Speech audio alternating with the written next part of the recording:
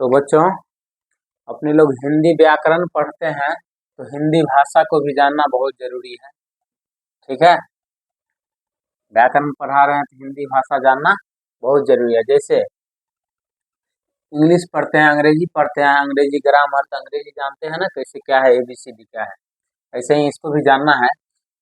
ये जो हिंदी शब्द है ये सिंधु नदी के नाम से लिया गया है। सिंधु नदी के साइड में जो लोग रहते थे उस सिंधु को सिंधु वाला स है उसको ह पढ़ते थे।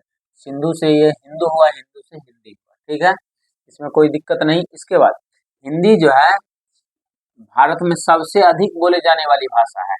ठीक है, हिंदी भारत में सबसे अधिक बोले जाने वाली भाषा है। किसी भी देश में सबसे अधिक बोले जाने वाली भाषा को राष्ट्रभाषा कहा जाता है, राष्ट्रभाषा भाषा का दर्जा मिलता है, लेकिन भारत में ये नहीं है। ठीक है, भारत में हिंदी राष्ट्रभाषा नहीं है। ठीक, हिंदी का पिता भारतेंदु हरिश्चंद्र को कहा जाता है। ठीक है, भारतेंदु हरिश्चंद्र को हिंदी का जनक माना जाता है। हिंदी जो है कुछ मान लीजिए कुछ ये जो फारसी है, फारसी भाषा के जो शब्द है हिंद से ये हिंदी आया है कुछ किताबों में, लेकिन इसको उतना मान्य हम नहीं मानते हैं क्योंकि एग्जाम में इसका उतना जिक्र भी नहीं है, इसलिए इसका उतना अपना टेंशन नहीं लेना है। इसलिए नहीं टेंशन लेना है कि हिंदी का जननी जो है वो संस्कृत को कहा जाता है, तो ये फारसी है, इसीलिए हमको इसमें थोड़ा डाउट लग रहा है। लेकिन जो हम पढ़े वो सोचे बता दें आप लोगों को। ठीक है, हिंदी भारत की राज्य भाषा है, न कि राष्ट्रभाषा। ठीक है, भारत की राजभाषा है हिंदी, राष्ट्रभाषा नहीं है। अब बोलेगा राजभाषा क्या होता है?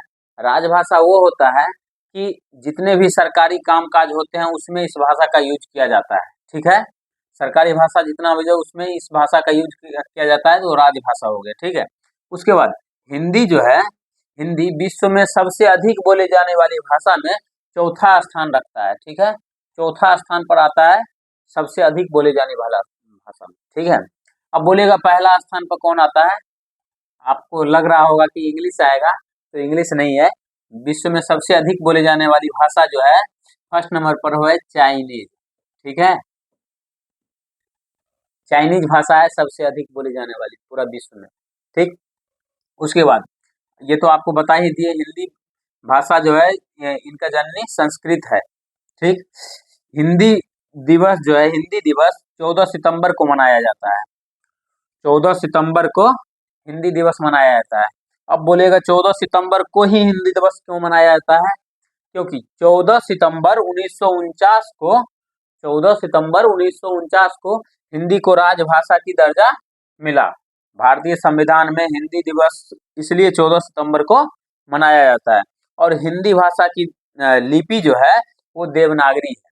ठीक है, हिंदी भाषा की लिपि देवनागरी है। और हिंदी के अलावा संस्कृत भाषा की भी लिपि क्या है? देवनागरी है। ठीक है, इसमें कोई दिक्कत नहीं। ठीक है।